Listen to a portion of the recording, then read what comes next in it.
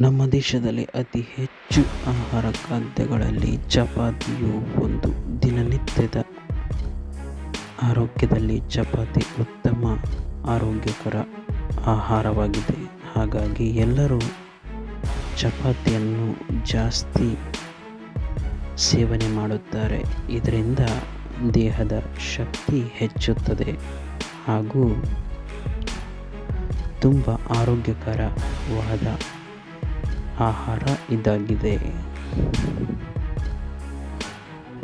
ನಮ್ಮ ದೇಶದಲ್ಲಿ ಅತಿ ಹೆಚ್ಚು ಆಹಾರ ಖಾದ್ಯಗಳಲ್ಲಿ ಚಪಾತಿಯು ಒಂದು. ದಿನನಿತ್ಯದ ಆರೋಗ್ಯದಲ್ಲಿ ಚಪಾತಿ ಉತ್ತಮ ಆರೋಗ್ಯಕರ ಆಹಾರವಾಗಿದೆ. ಹಾಗಾಗಿ ಎಲ್ಲರೂ ಚಪಾತಿಯನ್ನು ಜಾಸ್ತಿ ಸೇವನೆ ಮಾಡುತ್ತಾರೆ.